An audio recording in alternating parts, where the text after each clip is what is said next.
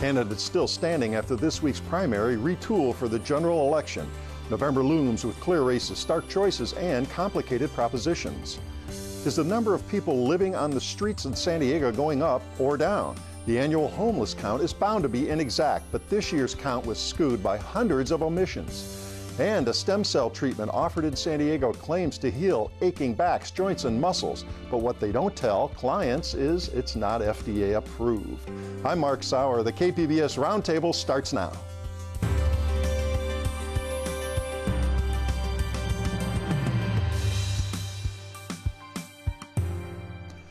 Welcome to our discussion of the week's top stories. I'm Mark Sauer, and joining me at the KPBS Roundtable today, Michael Smolens, columnist for the San Diego Union-Tribune, reporter Lisa Halverstad, a voice of San Diego, KPBS North County reporter Allison St. John, and investigative producer J.W. August of NBC7 News in San Diego.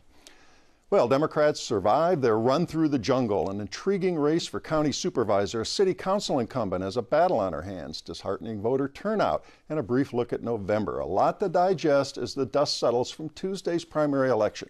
And Allison, let's start with that 49th congressional districts, and Democrats escaped the dreaded shutout, which was a national news story. The dreaded shutout. And in fact, the Democrats did not get shut out of any of the congressional races in California that they were so keen to at least keep an opportunity that they could run in November. I just got an email from the group that was, the Democratic group that was really determined not to be shut out, Flip the 49th, saying that of those 7 congressional seats, they were the only one where there were actually more Democratic voters than Republican voters who came to the polls, which I think is, the result of a huge effort on the part of the Democrats just to go out and register more voters and then actually get them to the polls. So in the end, what happened was we have one Republican right at the top, Diane Harkey, 24% or so, and then 3 Democrats close on her heels. And Mike Levin of Orange County is eventually confirmed just very recently as the one who will take her on in November. Remind us briefly, that was the seat that Darrell Issa resigned. He abandoned that seat and almost lost in the last election. Right, and it's North San Diego County, parts of Riverside and Orange County. Yes, it covers the coastal parts of North County from like Del Mar up to Dana Point, and it was reckoned to be probably the most vulnerable seat for Republicans in the whole country when Issa was there. But after he decided he wasn't going to run again, he threw his the baton, as it were, to Diane Harkey, who is another Orange County Republican. And she's a bit of a less-known quantity. Issa, of course, had developed a lot of ill will among Democrats, especially for his position on the House Oversight Committee. Diane Harkey is a former Assemblywoman, so she has represented that area, including parts of San Diego and Orange County before. But many people don't know that much about her, so they're not quite as clear about her politics as they were about Darrell Issa's. And Michael, talk a little bit about, we have talked about the jungle primary here, and the fear for Democrats was that there were so many candidates and so much enthusiasm, supposedly, for a primary, that they could have gotten shut out of several of these districts around the state, which would have meant their quest to take the House back, 23 seats overall, would have been harmed.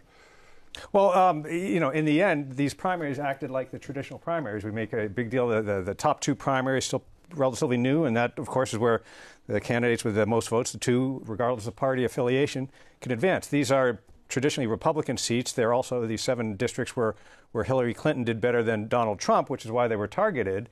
But because of that unique primary, there was concern, particularly among Democrats, yes, that they could get shut out. So, they're happy. They sort of dodged a bullet, but I think not just, a sigh of relief, but they're probably going to get a resurgence of momentum because they came into the year roaring, and then all of a sudden the dynamics changed a bit. Trump started doing better in his numbers, and, whether you like him or not, his policies, he's been a pretty good record of getting his policies through. And lo and behold, Republicans who had been keeping distance from him were finding that core Republicans like what Trump's doing, so they started embracing him. Is that going to be a liability in November? In some districts, perhaps. I thought it was interesting that Rocky Chavez, who was leading in the polls, Republican Rocky Chavez. Yeah, he was right ahead there for the longest time. He was ahead up until a month, 6 weeks before the election, and I think that was an example where negative advertising really knocked him out of the race. And that was from the Democrats, right? It was from the DCCC. This thing was like a chess match, that whole race in that district. It is, and Jim Brulty, the state Republican chairman, said it used to be a checkers game, and now it's a game of chess. And that was unique because Rocky Chavez was viewed as more moderate than Diane Harkey, who had basically the Republican backing, both San Diego and Orange County Republican parties. Rocky Chavez has never been a favorite of the real party leaders because of that. He's willing to cross the aisle to vote on certain things. But maybe a broader appeal in the general. Well, that in theory, that's what the top two was supposed to do. It didn't quite work out in that regard here. But what J.W. mentioned was really unique. It wasn't just that the Democrats attacked him. The Democrats attacked him for him voting with Democrats on things. So it's sort of, keep your enemies close, keep your friends close, or whatever that was. Yeah, it was just sort of really bizarre. And, I wrote about this today that is that going to be a signal to other moderate Republicans like, geez, you cross the aisle and big thanks you get. They attack you for doing the things to give them a favor. No good deed goes unpunished. Well, in this case, it was sound strategy because the Democrats think they have a better chance against a more conservative Diane Harkey in the general election. More stark choice. But that's the National Democrats. Up in Sacramento, they might be looking at this saying, that could bite us in the end. All right, J.W.? And it was interesting, Gaspar, video opportunity. That's Kristen Gaspar, county supervisor. With President Trump, and I thought, boy, she might get a hit off of that from the Republicans. She got less than 10,000 votes in the end. I don't quite know this why should be a liability for her in her race in a couple years for county supervisor. When she ran for county supervisor, toward the end, she ran away from Trump, and then she was running toward him. All right, the 50th district, Duncan Hunter Jr. did quite well, though he didn't get 50% of vote there. He will face a Democrat who got far less vote. Tell us about that. Well, Amar Kampa-Najjar is the Democrat who ended up in second, and the Republicans really are kind of walking on eggshells right now because these Duncan Hunter's under federal investigation, as far as we know, for misuse of campaign finance funds. Is there more stuff there? We don't know, but it's been going on for well more than a year. Their fear is that an indictment or something happens between now and the election, and lo and behold, in one of the reddest congressional districts in the state, a Democrat could rise up. Would be really interesting. That would be It would be astonishing. It'd be more astonishing if the Democrats took over the House by one district, and that happened to be the district. Oh. The Republicans sort of missed an opportunity. Here's where, both parties don't like the top two primaries. They lose control. But here it could have worked to their benefit because Bill Wells, the Republican mayor of El Cajon, ran kind of as a failsafe. He's sort of like, I don't think Duncan Hunter's going to be here for long. You need a Republican. He ended up a few points short of Kampa-Najjar. If some entities helped him out a bit to raise him, they weren't going to knock out Duncan Hunter. That wouldn't have been a fear. They could have likely had two Republicans on the ballot. So if something happens to Duncan Hunter, they'll fall back. With the other. Now they're, as I say, working without a net. All right, we have a soundbite here from Kampa-Najjar on election. Let's hear about that. There's going to be a lot of mudslinging, I could tell already, and it's going to be about letting the truth have its moment. And the truth is, if we're going to be straightforward, that we are a nation of laws, and nobody is above the law, whether you're an immigrant or a citizen or a sitting congressman. And we know that Congressman Hunter has violated FEC laws, and I think that's a pretty bad offense that most people in our district will not take kindly to. All right, we can see where he's probably going to go here in the general election. We should note, we did attempt to talk to Duncan Hunter this week, did not connect with him. Did want to turn to the county supervisors races now. Lisa, Nathan FLETCHER versus Republican Bonnie DUMANIS. Tell us what that race is going to look like. Really dirty. So that race covers much of the city of San Diego. And so anyone that lives in District 4 knew that primary was pretty dirty. We all got lots of mailers. But I would say it's going to get even dirtier.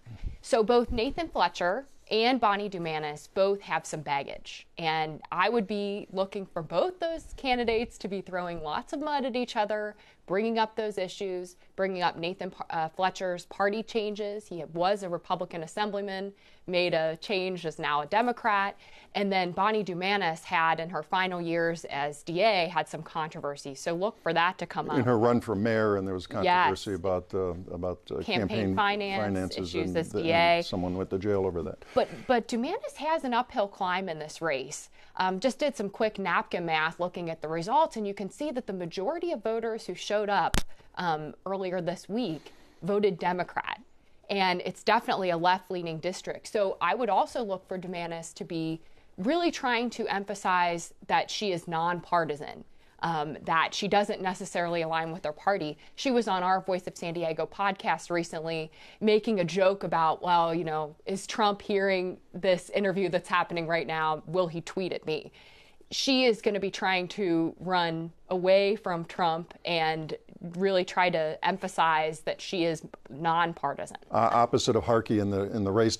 Hold that thought, Allison, because we're going to get to a couple of bites here from Nathan Fletcher and Bonnie DUMANIS. Let's hear those. We have a county board that voted to spend San Diego's tax dollars supporting Donald Trump's agenda in San Diego. They're not spending those dollars in the neighborhoods. And so we want to see a fundamental change in the approach and the mission and the vision and the direction of the county. And we think it's long overdue. I think that the difference between us, the goals are pretty much the same, but how you accomplish them. I think with my experience over 35 years in dealing with these issues as a judge and as the DA, that I can get things done. There's no learning curve. So I think it's going to be experience and character. All right, Allison. Well, yes, but in talking to Bonnie DUMANIS, it does seem like her whole background. She was the one who started drug court, and she's very tuned in to the needs of the mentally ill. And this is one of the big questions about the supervisors: is do they spend their reserves on more social services, including mental health treatment? Mm-hmm. And I think she really is motivated to do what a lot of Democrats would like to see, which is to invest more in social services and mental health issues. But when you look at the fact that she has been so much a part of the Republican establishment, as the DA with the sheriff and all the conservative supervisors, you sort of wonder whether she would ever step out of line to take a more moderate position if there was a vote like, for example, the Sanctuary City vote, or whether she would revert to that more conservative approach. And Fletcher's approach. saying time for a change, had Republicans dominate this agency for a while. Before we leave this topic, I did want to get to the city council race. Kind of a surprise there with the Myrtle Cole and that. Yeah, in the 8th district, in the southeastern part of the city, Myrtle Cole is the council president, and she's running for re-election. And she had a very poor showing in the primary. She had, I think, 39%, which is, rare if not unheard of in a city council race. I mean, city council members get reelected mostly. Incumbents get reelected. It's rare that they have a difficult time. Monica Montgomery, a civil rights lawyer, challenged her and ended up a point or two behind. So Cole's going to have a real difficult problem going into the November runoff. And it's interesting because some people thought that she just didn't quite put in the effort in the primary, that almost she thought that the best campaigning she could do is be the council president, be the good council president, and that would help her out. That might not have worked. Conversely, or on the other side, flip side, Monica Montgomery actually seemed to have a little bit of synergy with Genevieve Jones-Wright's DA campaign. Jones-Wright, of course, ran against Summer Stephan, lost badly throughout the county, but did pretty well down in that particular area of the city and that council district. So that was resonating. Cole's really going to have to step it up, I think. And, she's run into some controversy where she made some statements seemingly condoning some racial profiling by police, and this is an African-American city council member, so she took a lot of heat for that and apologized for that. So she's got some fence mending to do, and some people think she really needs to get back to the neighborhoods to work the people a little more. All right, that's one to watch. All right, we are going to move on. Lots between now and November, of course, on this show and on these topics. Well, it's once a year snapshot that's blurry at best, but this year San Diego's count of the homeless had glaring omissions that clearly skewed the figures. And Lisa, who did the regional task force on the homeless fail to count this year? So this year, in the final numbers that were released to the public, people living in RVs were not included. And also the San Diego Rescue Mission, folks who were staying there at this really well-known homeless services facility in San Diego, were not included in the count. And so how many people are we talking about who were left out of that count as best they can estimate? So the Rescue Mission tells me that on the night of the count, they had 309 people staying in their shelter and other programs, and approximately 333 people, which is definitely an estimate, who were living in RVs were not included. All right, and again, tell us how this count, it's a one-shot deal, it's in January each year, kind of around the same date, right? Yes, it's a count that happens every year in late January, and there are multiple components to it. First, what happens is early in the morning, volunteers go out and take a look, see how many people they can count, and how many vehicles or RVs or tents they see that look like they might be occupying people who are homeless. And then later in the day, they'll check in with shelters who later report their numbers of how many people are staying there. But also what they do is they survey about 20% of the population approximately who are living unsheltered on our streets.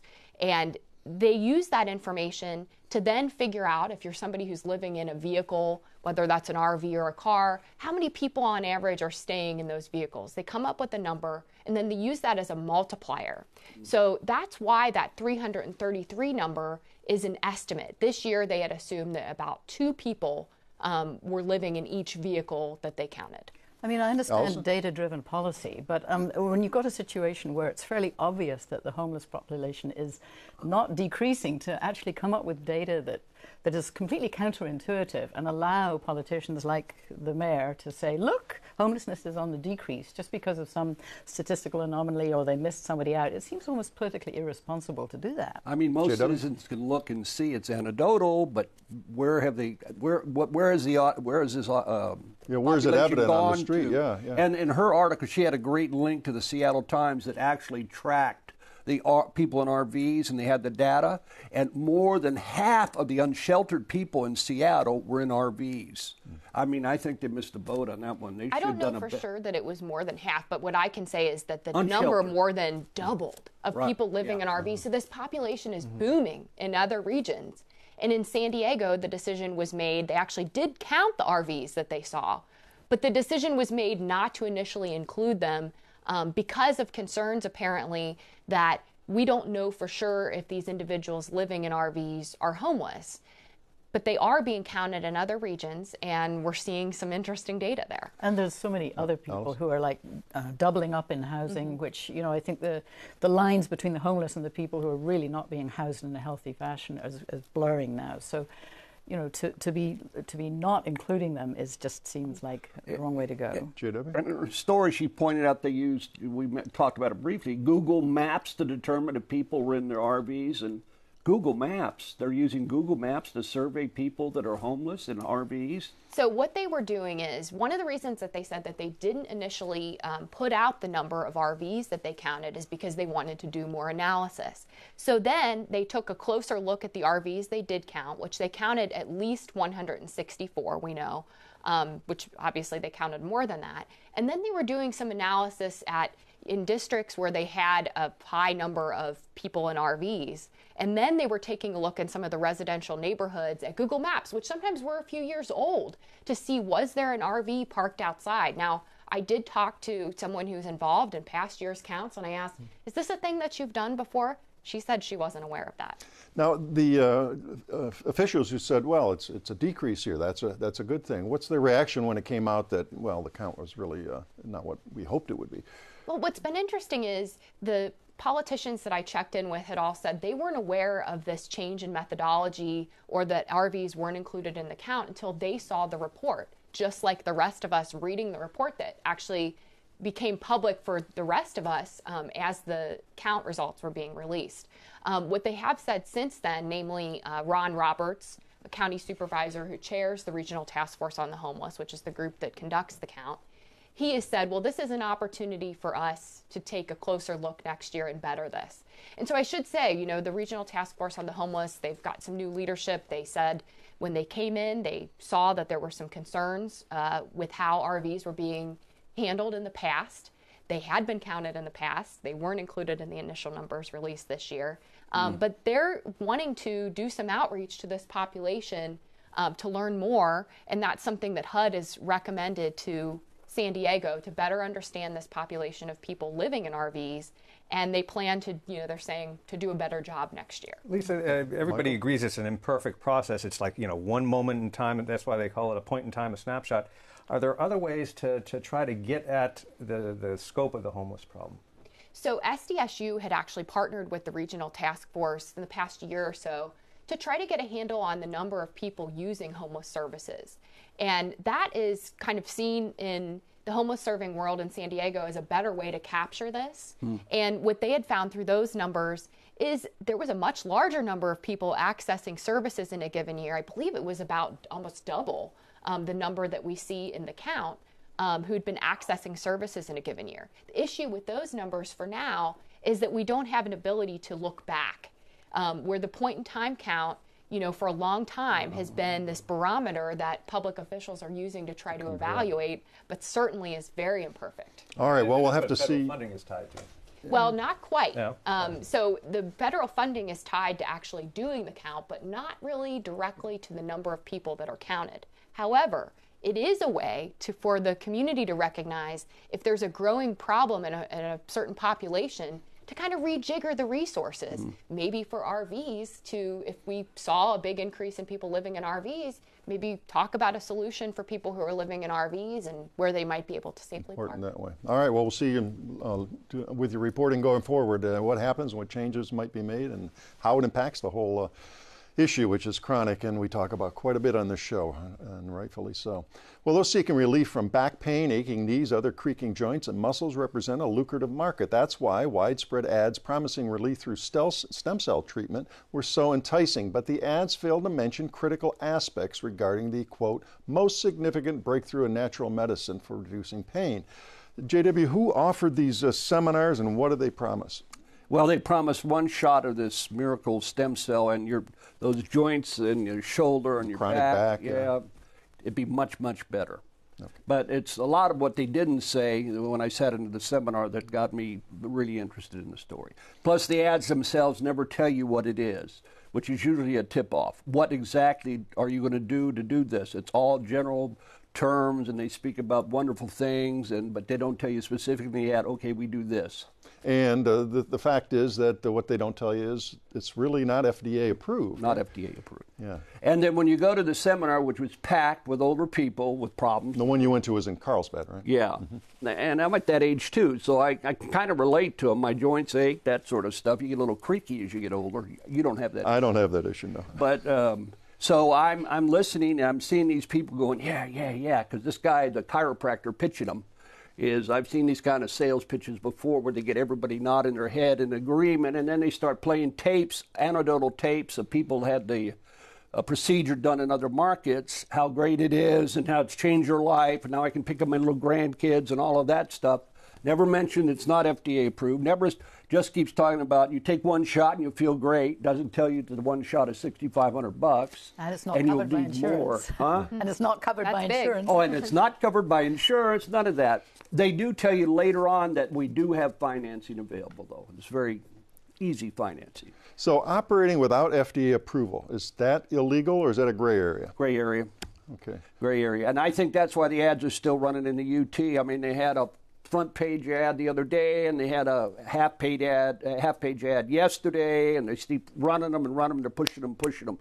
My sources in law enforcement and in this community of researchers say that the FDA doesn't like what's happening, but they don't have the bodies to deal with it because these things have sprung up all over the state. And in fact, they've sprung up all over the country. And you and your team interviewed some experts about this on stem cells, and right. These are stem cells from placenta.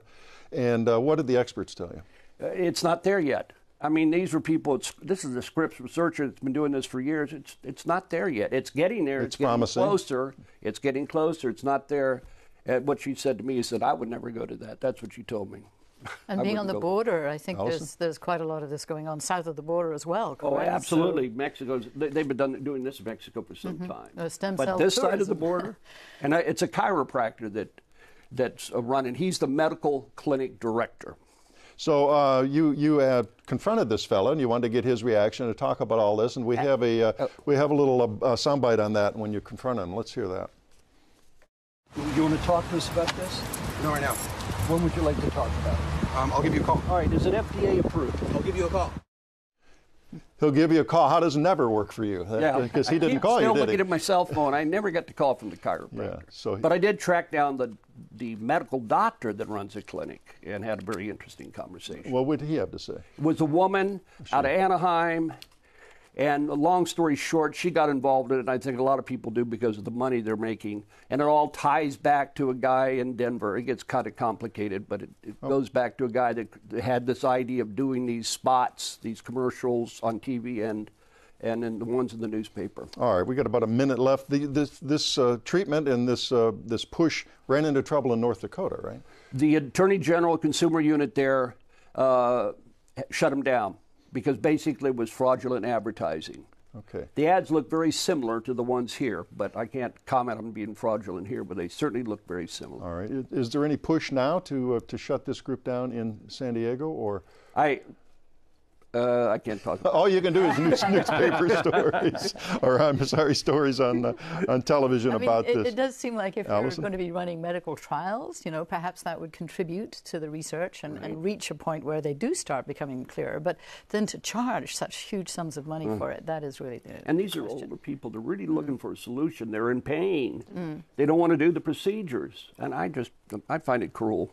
And the people at the Carlsbad, they were nodding their heads. They were into it, right? They were signing up, not for the procedure, but to go to the clinic for step 2. Okay. All right, we'll leave it there. We'll look for follow-ups on that very interesting story. Well, that does wrap up another week of stories at the KPBS Roundtable. I'd like to thank my guests, Michael Smolens of the Union Tribune, Lisa Halverstad of Voice of San Diego, KPBS reporter Allison St. John, and J.W. August of NBC7 San Diego. And a reminder, all the stories we discussed today are available on our website, kpbs.org. I'm Mark Sauer. Thanks for being with us today, and join us again next week on the Roundtable.